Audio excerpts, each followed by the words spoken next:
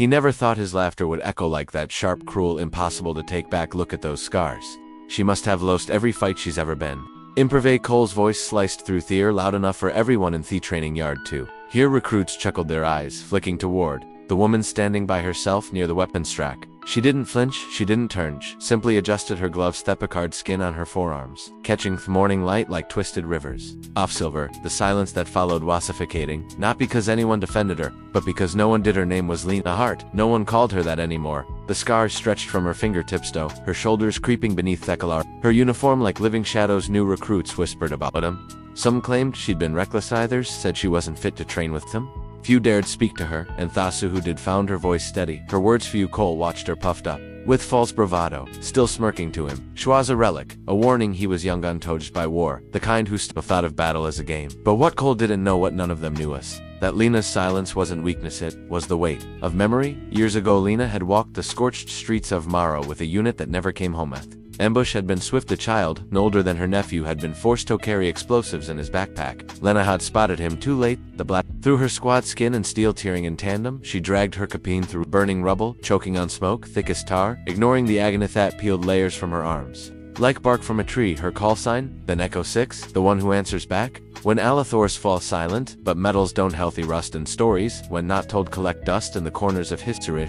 Return disfigured but alive on Lido. Find a different kind of battlefield. Quiet war of being forgotten. No. In the shadow of the barrack she watched the recruits, their brightest, their untested hands, and she said nothing. She never corrected them. She never explained, but the general was watching. General Stanton had seen Lena carry soldiers through gunfire, had seen her stand alone against decisions that left others paralyzed. He'd buried enough of his people to know the shape of silent valor. Stanton strode into their boots, biting into gravel. Their recruits snapped to attention, except Cole, who still wore that crooked grin. Provate Cole. Stanton began, his voice a blade sheathed and calm. You find those scars funny? Cole hesitated, realizing too late the pit he dug for himself. I didn't mean anything by it. Sir, didn't mean anything. Stanton's words shung like a low sky. Some scars aren't reminders of loss. Some are the reason others came home. The general turned to Lena. Report to the front. Echo 6. The yard fell silent. A Cole's face drained off color. He knew that call sign every. Echo 6 wasn't a person. It was Alajen, the ghost soldier who saved Ann and Hire convoy in Mara.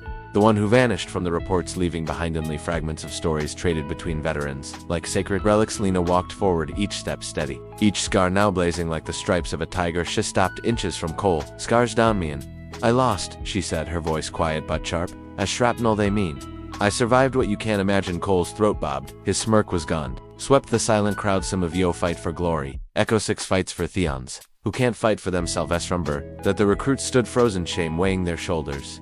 Later, as the sun sank behind the barracks, Cole approached her, not with arrogance but with trembling respect. He didn't ask for forgiveness. He simply said, I did. Lena's eyes stormy and distant softened just enough. That's the problem with people who only see the skin. They rarely look deep enough to find thestery in the weeks that followed. The recruits no longer whispered, they watched, they listened, and when Leona trained, they trained harder, matching her discipline not to impress, but to hone. Her scars became their teachers. Some scars aren't wounds, they're stories that survived. The fire true strength speaks loudest when it chooses silence. When Lena left that base months later, their recruits lined up without command. No one said a word, they saluted her in absolute of ran silence. Sometimes the loudest respect is the one that leaves no sound behind.